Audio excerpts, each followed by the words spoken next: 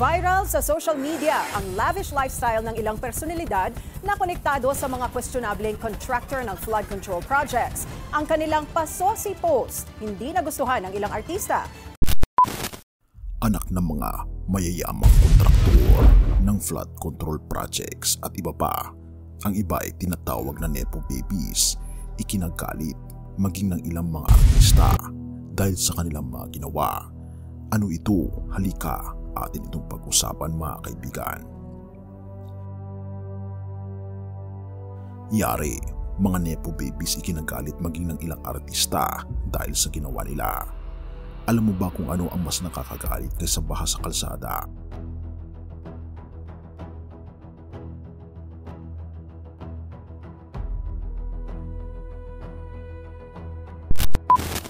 Kung makikita mong may mga taong sagana sa yaman pero hindi naman mula sa pawis at dugo ng sariling trabaho. Sa social media, lumalabas ang mga larawan ng lavish lifestyle ng ilang personalidad. Viral ang kanilang mga travel posts, luxury dinners at designer outfits. Pero teka muna, bakit nga ba galit na galit maging ang ilang artista? Una, tinawag silang Nepo Babies, mga anak ng mga makapangyarihang pamilya, mga bagete ng malalaking pangalan. Pero hindi ito simpleng kasalanan ng pagiging privilege dahil may mga naglalabas ang aligasyon na ang perang ipinagyayabang nila ay galing daw sa mga kontrata ng flood control projects na matagal nang kinikwestiyon. Pero hindi ba't masarap lang silang tignan sa Instagram?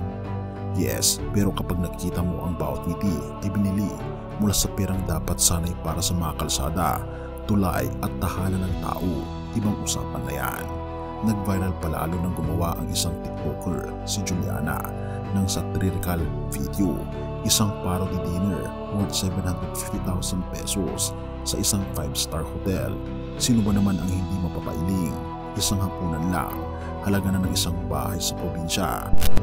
Ang mas nakakabahala, ayon mismo kay Pangulong Ferdinand Marcos Jr., ay ang malaking parte ng pondo ng flood control projects na tila nahati sa ilang tao.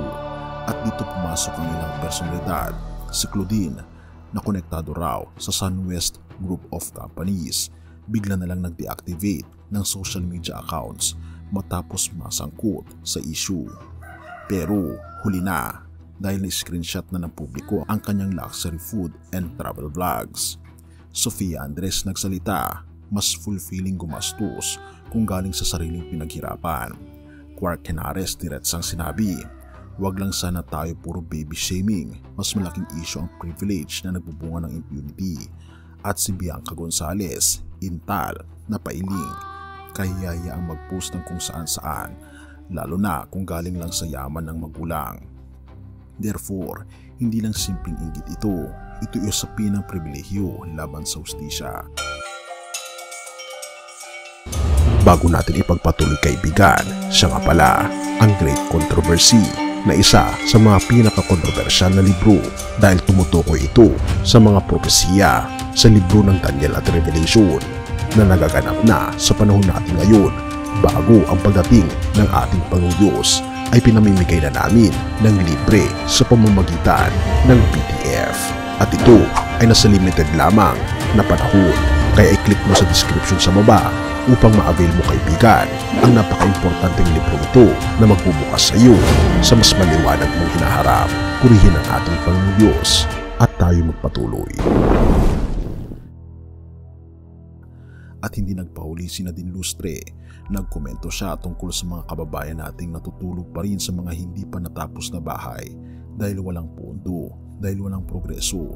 Samantalang ang iba kumakain ng 750,000 pesos na hapunan. Mga anak umano ng corrupt officials. Doon, sinabing barya lang ang 750,000 worth na bill sa isang 5-star hotel dinner. May caption pang, "Dad, pakibayad ng bill namin." Isang matinding sampal ito, hindi lang sa mga artista, hindi lang sa masa, kundi sa buong bansang araw-araw ay dumaranas ng hirap. Kung sa unay parang nakakatawa lang ang mga Nepo Babies na ito, ngayon malinaw na ang kanilang kasaganaan ay hindi biro. Ito'y simbolo ng sistemang matagal nang umaabuso sa kaban ng bayan.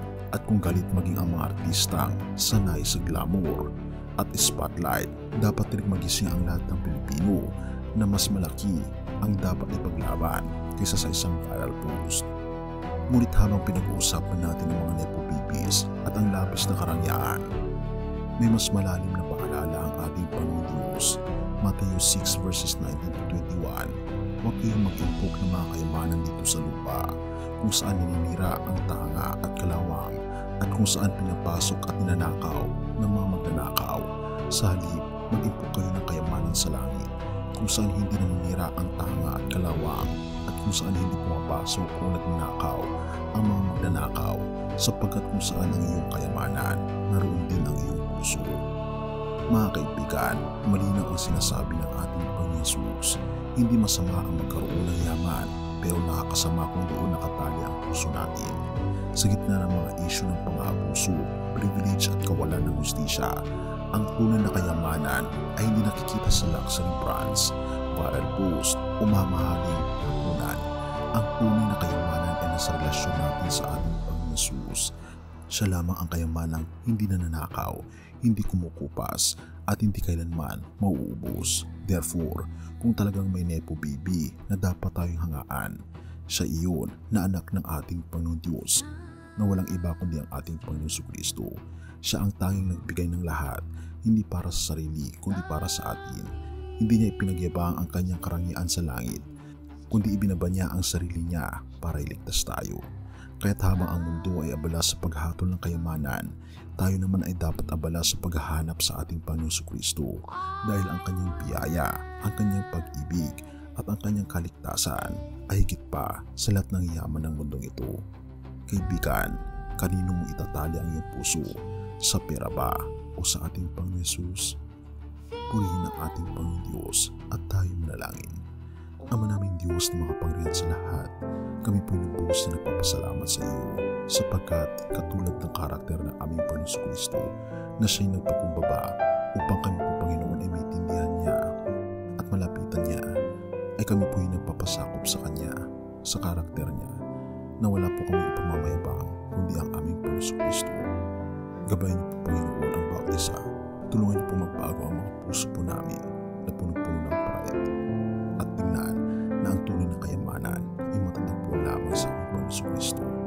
Amin po itinatagubilin ang aming buhay sa inyo ngayon, o aming Panginoon Jesus, ngayon at magpakailanman. Tanggapin niyo po kami at patnubayan at patawarin po kami, o aming Panginoon Diyos, sa lahat ng aming mga pagkukulang at pagkakasala.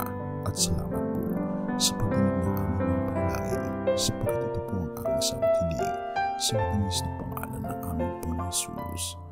Amen.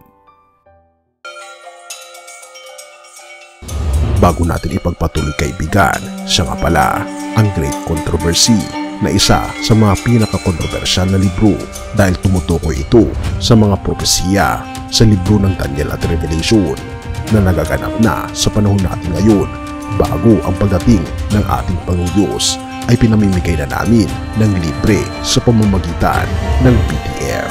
At ito ay nasa limited lamang na panahon, kaya i-click mo sa description sa baba upang ma-avail mo, kaibigan, ang napaka-importanteng libro ito na magbubukas sa iyo sa mas maliwanag mong hinaharap.